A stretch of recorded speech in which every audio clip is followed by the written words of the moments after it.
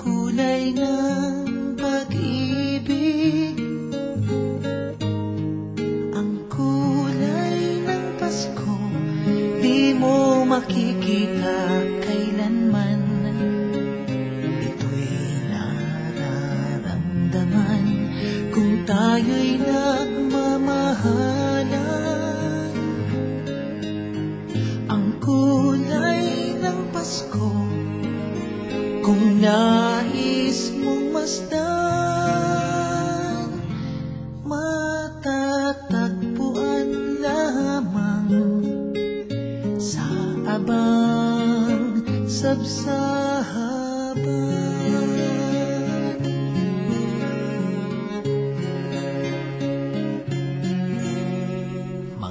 Ang Pasko sa mga katutubong mangyan ay ang pagmamahal at pagbibigayan, lalo na sa mga taong nangangailangan. Kaya ang mga mangyan sa oras ng Paskong ito ay ang pagmamahal at pagpapadama yung mga damdamin na talagang nandun ang pag-ibig at pagbibigay ayon sa kanyang kakayahan. Kagaya ng nasa ating kautusan ng Panginoon na bagamat siya isinilang sa isang mahirap na lugar, pero naramdaman yung pagmamahal sa kanyang kapwa. Kaya nga, ang pagmamahal sa bawat isa ay mahalaga upang maramdaman ang kanyang kahirapan ay nalunasan sa pamamagitan ng pagpadama ng kanyang pag-ibig at pagmamahal.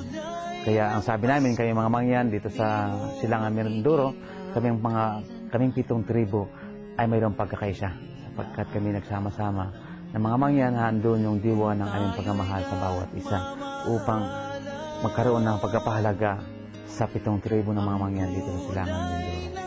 Kaya ang sabi namin, sa salitang tribong hanunuo, mayad pagpasko sa kanan, lalo ay tayo sa kanta sa babaw dagamang uling. At yun din, siyempre, nagkapasalamat kami dahil sa mga pagkakataong ito, kami ay nagkaroon din ng liwanag yung aming kaisipan tungkol sa pagdiriwang ng Pasko dito sa ating lalawigan. Kaya kaming mga mangyan din ay kaisa ng pagdiriwang din ng buong Mindoreño dito sa ating lalawigan na ipadama yung ating pag-ibig, pagmamahal at pagbibigayan, lalong-lalo na sa mga nahihirapan upang madama naman ang ating mga kasamahan na tayo ay bukas palad sa ating kapwa. Maraming salamat po at maligayang Pasko sa ating lahat.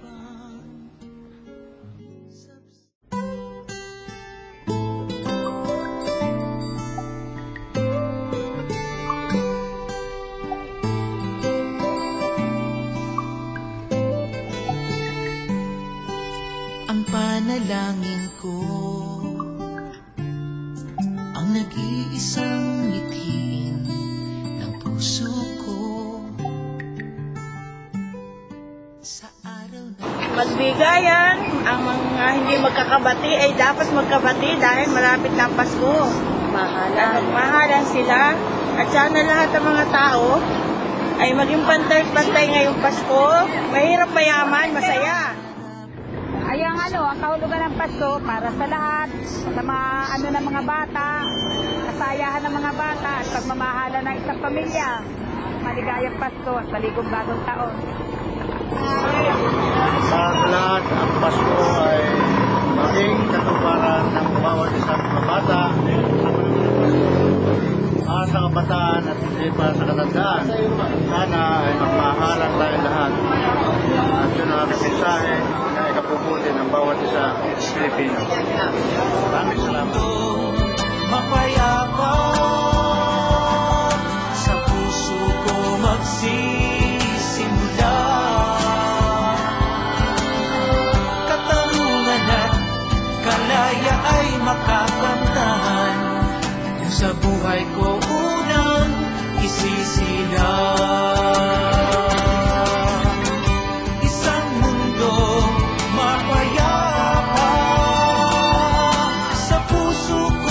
See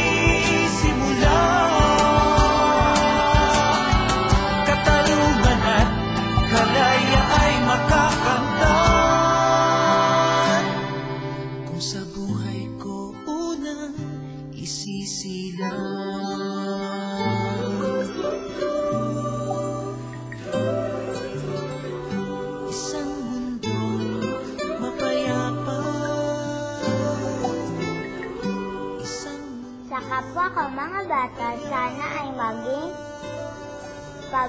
sana sa pagdiriwang natin ng Pasko ay maging simple at payak na lang.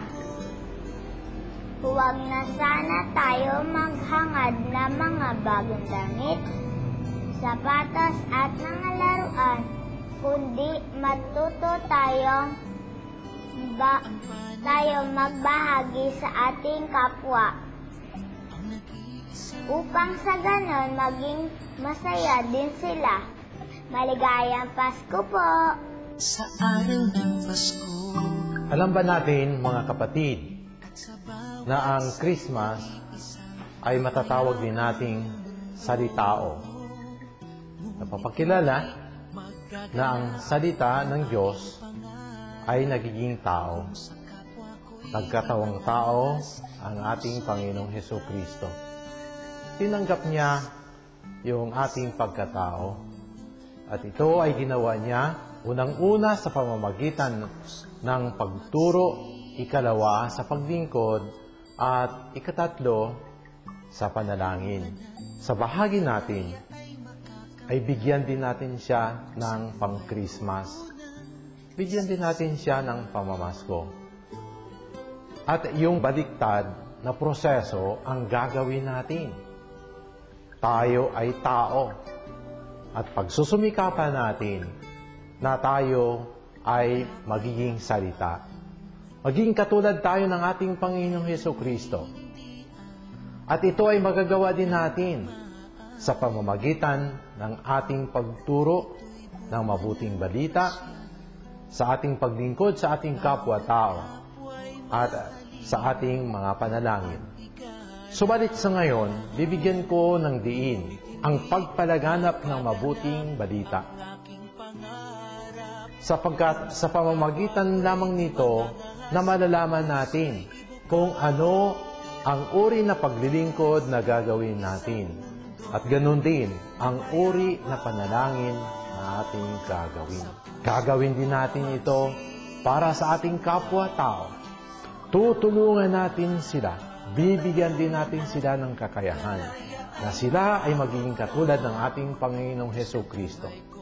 At ito ang ating misyon sa mundong ito. Isasagawa ang ating kaligtasan at ang kaligtasan ng ating kapwa-tao. Ang kulay ng Pasko, kung nais mong masdan,